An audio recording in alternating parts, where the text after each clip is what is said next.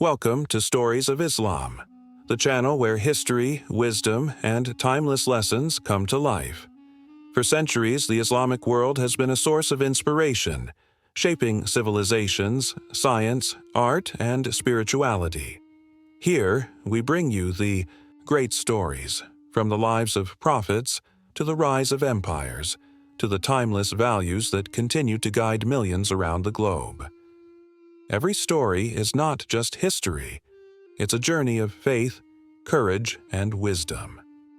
So, sit back, open your heart and your mind, and let's dive into today's chapter of the Stories of Islam. Imagine an orphan in 6th century Arabia who would become the leader of one of history's greatest transformations. This is the extraordinary story of Prophet Muhammad, a man who faced unimaginable adversities and whose decisions would reverberate through the centuries. From the scorching sands of Mecca to the plains of Medina, you'll discover how a young merchant transformed into the founder of a religion, followed by over 1.8 billion people today. Prepare yourselves for a journey through moments that defined not just one life, but the course of civilization itself.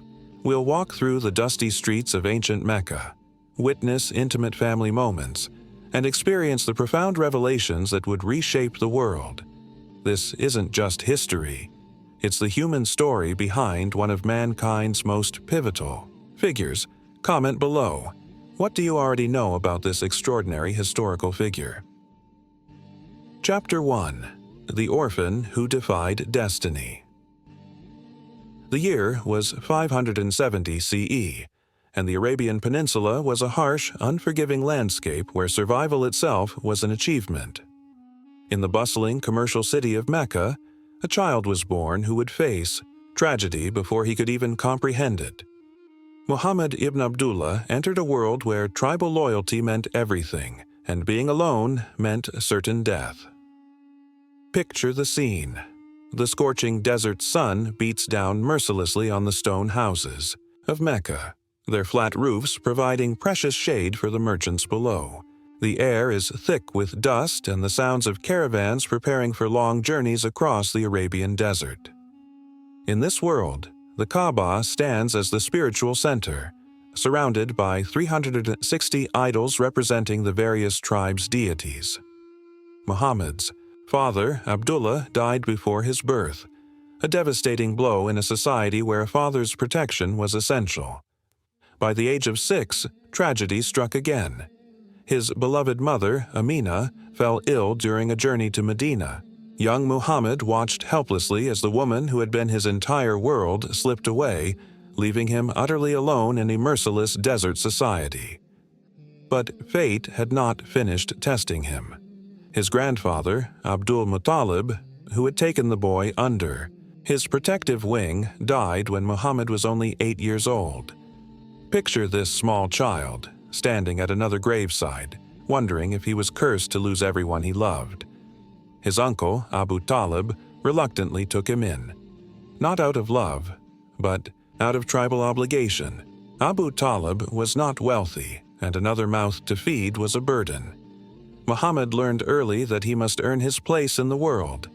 He tended sheep in the hills surrounding Mecca, a lonely job that taught him patience and gave him time to think about the injustices he witnessed daily. The streets of Mecca revealed stark inequalities. Wealthy merchants lived in spacious stone houses with courtyards and gardens, while the poor huddled in cramped quarters near the city walls. Muhammad saw how the powerful exploited the weak, how orphans like himself were treated as burdens, how women were often considered property. These observations would shape his worldview forever.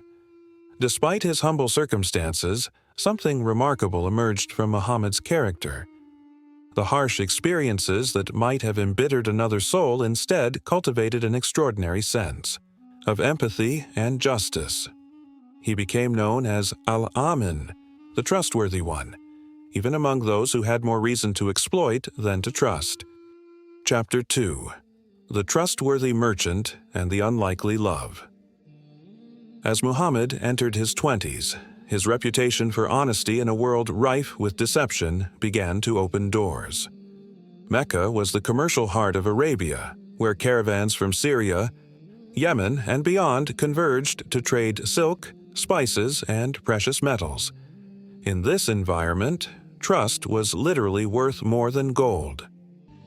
Enter Khadijah bint Khuwaylid, a woman who would shatter every expectation of her time. Picture her, a successful businesswoman in her late 30s, widowed twice, controlling vast trading networks that stretched across the known world. In a society where women were often marginalized, Khadijah had carved out an empire through sheer intelligence and determination. Her stone mansion near the center of Mecca was unlike any other home in the city. Spacious courtyards filled with exotic plants brought by trading caravans, rooms lined with silk cushions and precious carpets, and servants who moved with the efficiency of a well-run business. This was the headquarters of one of Arabia's most successful trading enterprises. Khadijah had heard whispers about the young merchant everyone called Al-Amin. When others returned from trading expeditions with elaborate excuses for missing goods or reduced profits, Muhammad's accounts were always precise, honest, and remarkably profitable. Intrigued, she decided to test this young man herself. "Take my caravan to Syria," she told him, offering him an opportunity that could change his life. "But know this, I will have my servant Maysara watch your every move." The journey to Syria was grueling. Picture the caravan, dozens of camels loaded with goods, traveling through endless sand dunes under the blazing sun by day and bitter, cold by night. For weeks they navigated by stars, survived on dates and camel milk, and faced the constant threat of bandits and sandstorms. But something extraordinary happened during this journey. Maysara watched in amazement as Muhammad's honest dealings resulted in profits beyond their wildest expectations. More remarkably, he witnessed moments that seemed almost supernatural. Trees that appeared to provide shade specifically for Muhammad, during rest stops and negotiations that succeeded against impossible odds. When the caravan returned to Mecca, Maysara rushed to his mistress with a report that would change everything. "This man is different," he told Khadijah. "I've never seen anything like it. The profits are double what we expected, but more than that, there's something special about him." Khadijah was a pragmatic businesswoman, but she was also a woman who had learned to trust her instincts. When she met with Muhammad to review the accounts, she found herself studying not just the numbers, but the man himself. Here was someone 15 years her junior, with no family wealth or social connections, yet possessed of a dignity and integrity that made her feel something she hadn't felt in years. In a move that scandalized Meccan society, Khadijah did the unthinkable. She proposed marriage. Not through intermediaries, not through family negotiations, but directly. Picture the scene. In her private chambers, surrounded by the luxury her success had brought, this powerful woman looked into the eyes of the orphaned merchant and offered him not just her hand, but her heart and her empire. Muhammad was stunned. This wasn't how marriages worked in their world. Men pursued women, families negotiated alliances, wealth married wealth. Yet, here was the most successful woman in Mecca, offering him everything. Their marriage became the talk of Mecca, and not all the talk was kind. Whispers followed them through the markets. "She's 15 years older. He married her for money. It won't last." But those critics had never witnessed the profound connection between these two souls who had found in each other exactly what they had been searching for without knowing it. What do you think about this extraordinary love story that defied every social convention of its time? Chapter 3. The revelation that shook the world 15 years had passed since their marriage, and Muhammad and Khadijah had built a life that many envied. Their home had become a sanctuary filled with the laughter of their children, Zainab, Ruqayya, Kulthum, and their youngest, Fatima. Muhammad's business acumen, supported by Khadijah's resources and networks, had made them one of Mecca's most respected families. Yet, despite their material success, Muhammad found himself increasingly troubled by the spiritual emptiness he observed around him. Mecca's prosperity had come at a moral cost. The wealthy had grown more callous towards the poor, the powerful more corrupt, and the gap between rich and poor had become a chasm. The idols surrounding the Kaaba seemed to mock the very concept of justice and compassion. Muhammad began seeking solitude in a cave called Hira, located in the mountains overlooking Mecca. Picture this rocky sanctuary, a narrow opening leading to a small chamber barely large enough for one person to sit comfortably. From this vantage point, he could see all of Mecca spread below: the Kaaba with its circling pilgrims, the bustling markets, the grand houses of the wealthy, and the hovels of the poor. Here, in the silence broken only by desert winds, Muhammad would spend days in meditation and prayer. He was searching for something, though he couldn't have articulated what. The traditional gods of his people felt hollow, their worship corrupted by politics and greed. His soul yearned for something pure, something true. It was during the month of Ramadan in the year 610 CE when everything changed. Muhammad was alone in the cave, as had become his custom, when suddenly the small chamber was filled with an overwhelming presence. The air itself seemed to vibrate with an energy that made his entire body tremble. "Read!" commanded a voice that seemed to come from everywhere and nowhere at once. "I cannot read," Muhammad replied, his voice barely a whisper. He had never learned to read or write. Literacy was rare in his society, and his orphaned childhood had provided no such education. The presence pressed closer, and Muhammad felt as if he was being embraced by a force beyond human comprehension. "Read in the name of your Lord who created man from a clinging substance. Read, and your Lord is the most generous, who taught by the pen, taught man that which he knew not." When the presence finally withdrew, Muhammad was left gasping, sweating, and utterly transformed. He stumbled from the cave in a state of terror and confusion. What had just happened? Was he losing his mind? In a society where poets claimed inspiration from jinn and spirits, such experiences were often dismissed as madness. Picture his desperate flight down the rocky mountainside, his robes catching on thorns, his heart pounding with fear and bewilderment. This wasn't what he had sought during his quiet meditations. This was overwhelming, terrifying, beyond anything his mind could process. He burst into his home calling for Khadijah, and she immediately saw that something profound had occurred. Her husband, normally so composed and dignified, was trembling like a leaf in a storm. Cover me," he pleaded, and she wrapped him in a cloak, holding him close as his body shook. When he finally found words to describe his experience, most people would have reacted with skepticism, fear, or dismissal. But Khadijah did something extraordinary. She listened with her heart rather than her doubts. After he finished his account, she spoke words that would echo through history. "Be consoled, for by Allah, Allah will never disgrace you. You join ties of kinship, you speak truthfully, you bear people's burdens, you help the destitute, you honor guests, and you help against the vicissitudes of fate." Her unwavering support in that crucial moment cannot be overstated. When Muhammad doubted his sanity, Khadijah affirmed his character. When he feared he had been deceived by evil spirits, she reminded him of his goodness. Her faith in him would become the foundation upon which everything else was built.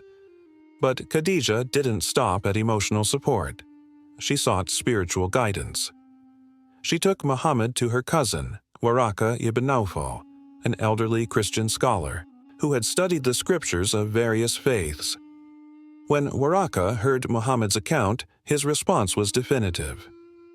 "This is the same revelation that came to Moses. You are the prophet of this nation." These words marked the end of Muhammad's life as a simple merchant and the beginning of his mission as a messenger. The man who had once sought quiet meditation had become the recipient of divine revelation, whether he was ready or not. Thank you for staying with us this far. We know this journey through history requires your attention and patience. What are your thoughts on what you've witnessed so far? The transformation from orphan to merchant to prophet. How do these early experiences shape a person's destiny? Chapter 4. The Great Escape. Hijrah, the revelation that had begun in the quiet solitude of Cave Hira, soon demanded to be shared with the world. For 3 years, Muhammad's message remained within a small circle. Khadijah, his young cousin, Ali, his loyal friend Abu Bakr, and a handful of others who had witnessed the profound change in this man they trusted. But divine instruction came to make the message public, and with it came consequences that would shake Mecca to its foundations. Picture Muhammad standing near the Kaaba, the spiritual center of Arabian tribal religion, calling out to the gathering crowds, "If I told you that an army was approaching from behind that hill, would you believe me?" "Yes," came the unanimous reply, "for we have never known you to lie. Then I warn you of a severe punishment that awaits you unless you abandon idol worship and believe in one God." The reaction was swift and brutal. His own uncle, Abu Lahab, publicly denounced him. "May you perish! Is this why you gathered us?" This wasn't merely theological disagreement. Muhammad's message threatened the entire economic and social structure of Mecca. The Kaaba wasn't just a religious site, it was the foundation of Mecca's prosperity. Tribal pilgrims came from across Arabia to worship their various deities housed there, bringing trade, commerce, and political influence. Muhammad's call for monotheism threatened to destroy this carefully balanced system that had made the Meccan elite wealthy and powerful. What followed was 13 years of escalating persecution that would test the faith of even the most devoted followers. Picture the streets of Mecca transformed from places of commerce into zones of constant tension. Early Muslims faced economic boycotts, social ostracism, and physical violence.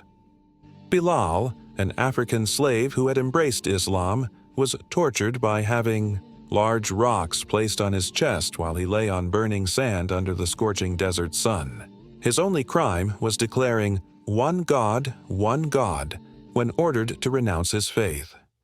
Yasir and his wife Sumaya were tortured to death, becoming Islam's first martyrs.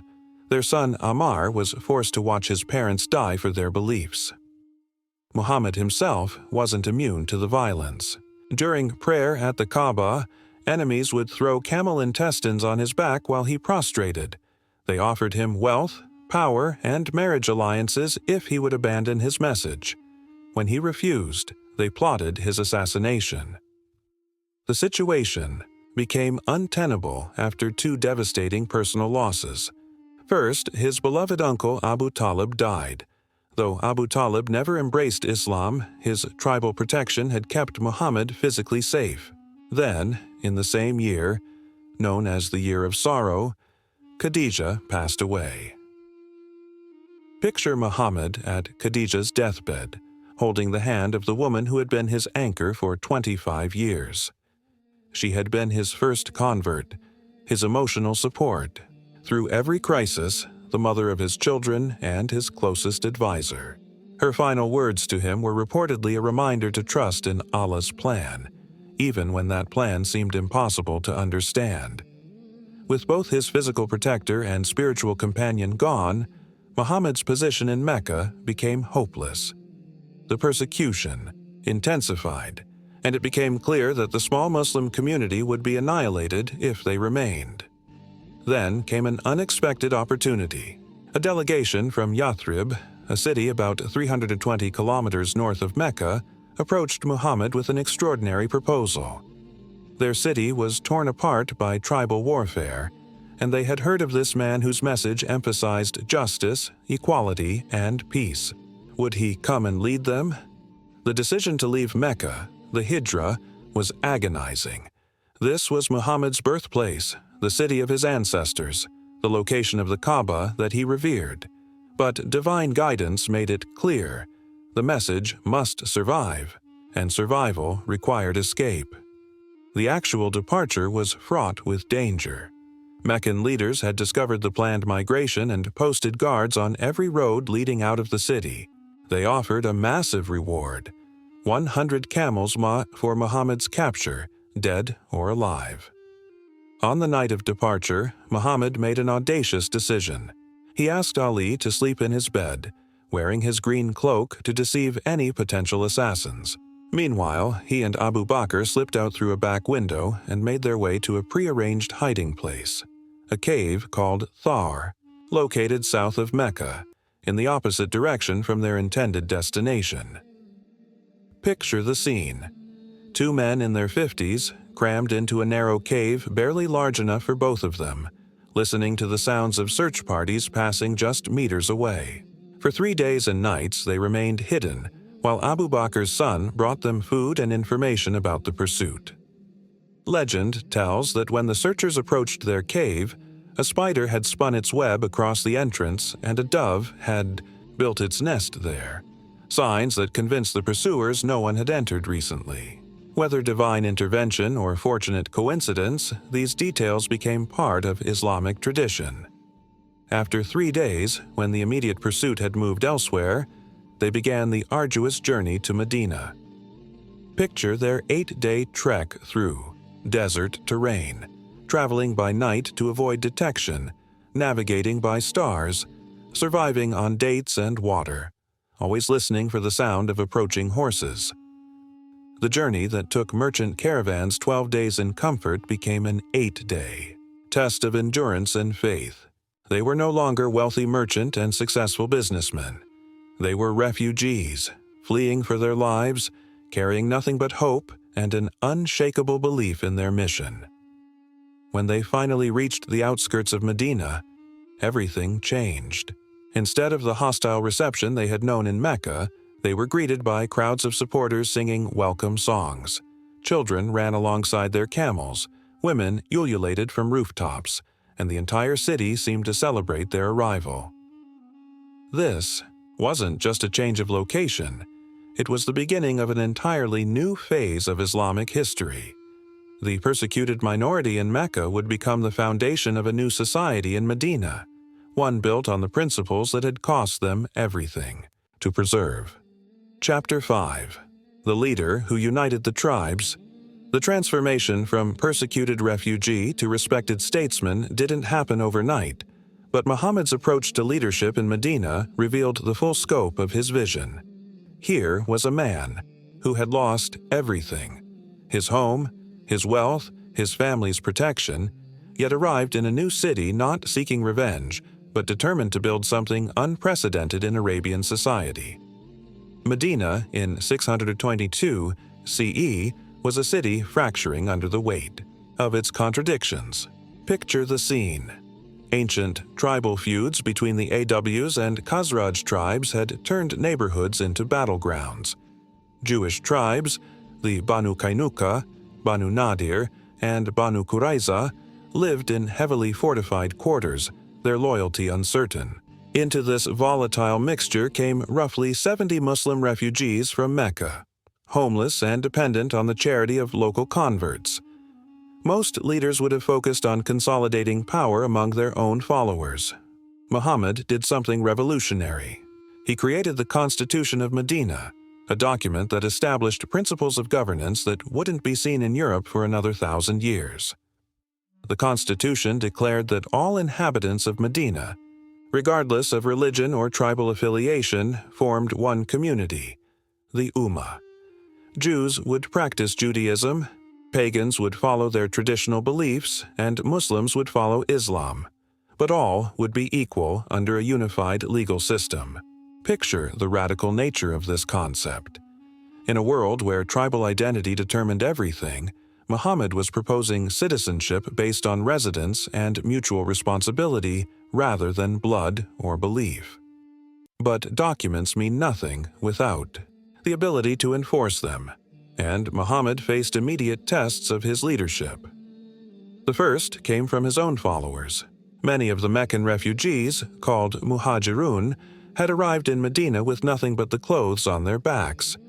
They had given up comfortable lives for their faith and now faced genuine hardship. The local supporters, called Ansar, were asked to make extraordinary sacrifices. Picture families taking in complete strangers, sharing their homes, businesses, and resources with people they had never met.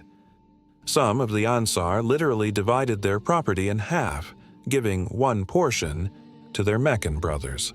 This wasn't charity. It was a complete reimagining of social responsibility. Economic challenges were only the beginning. Mecca couldn't allow Muhammad's success in Medina to go unchallenged. If his message took root there, it could spread throughout Arabia, threatening the entire system that kept Meccan elites in power. What followed was a series of conflicts that would test not just Muhammad's military leadership, but his moral principles.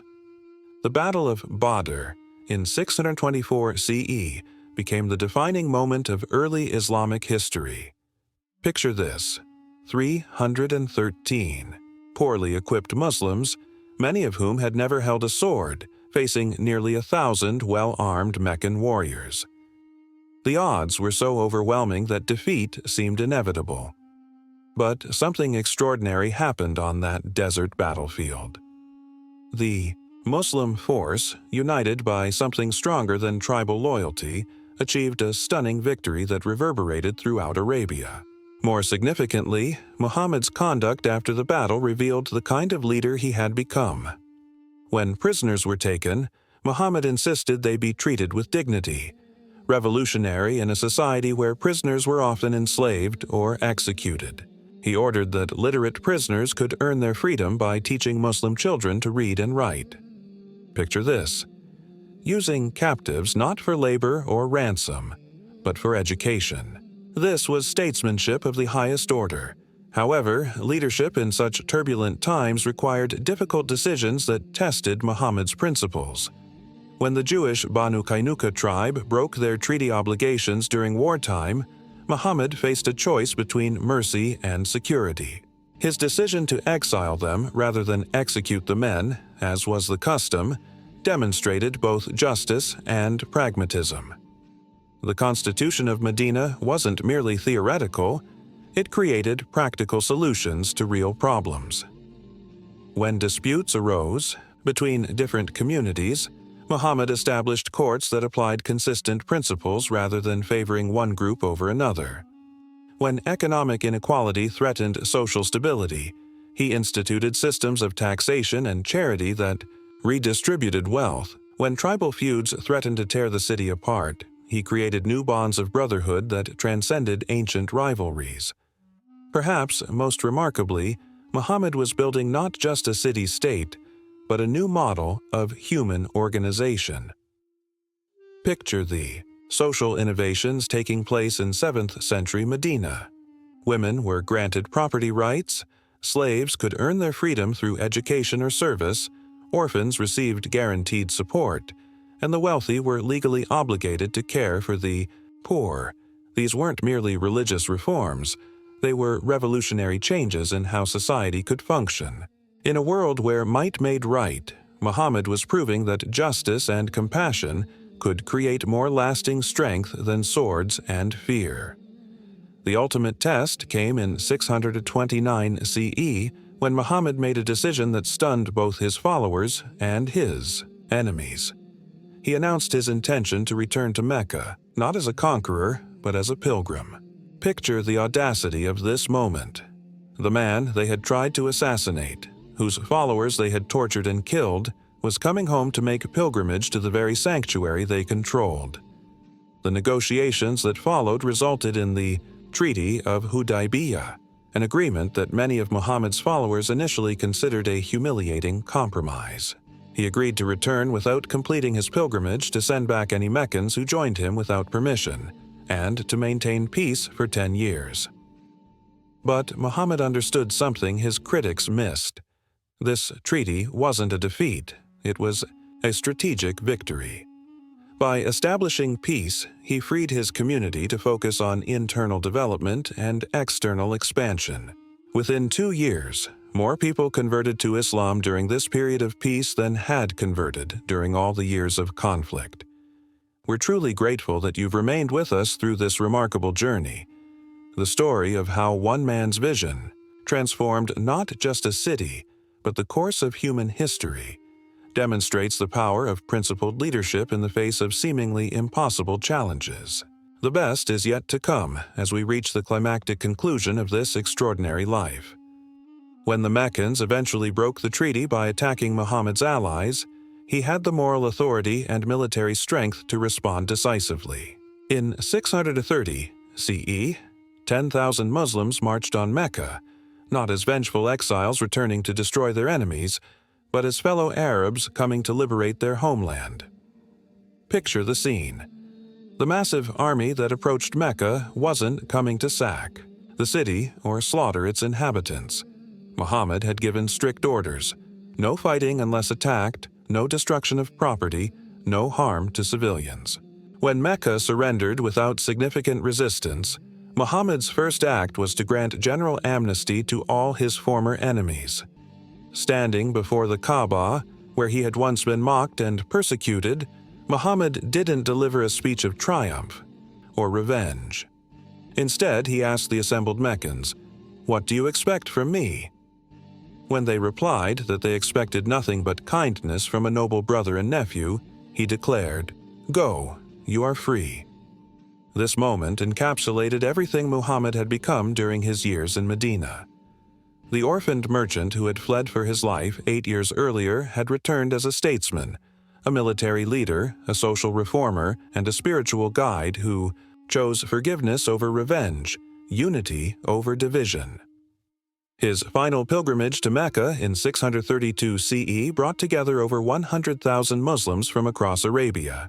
Picture this vast gathering, former enemies now standing side by side, slaves and masters performing identical rituals, rich and poor dressed in simple white garments that erased all social distinctions. In his final sermon, delivered at Mount Arafat, Muhammad summarized the principles that had guided his transformation from persecuted refugee to beloved leader.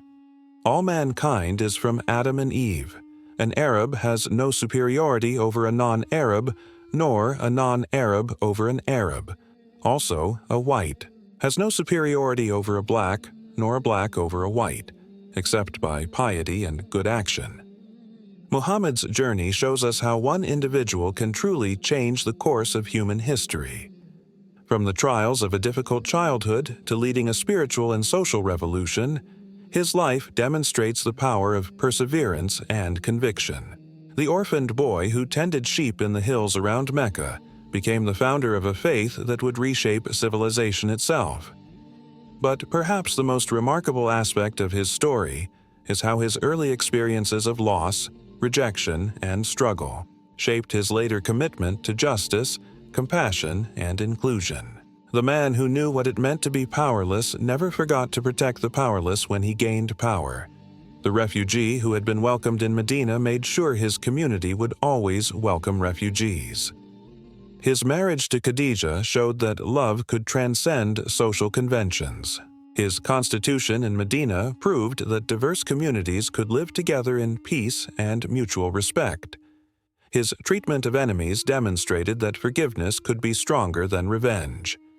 His final sermon proclaimed that human worth came, not from wealth, race, or tribal affiliation, but from character and deeds. What lessons can we extract from Muhammad's extraordinary journey for our own challenges? How might his example of transforming personal suffering into compassionate leadership inspire us in our own lives? What did you find most surprising about this remarkable story of transformation?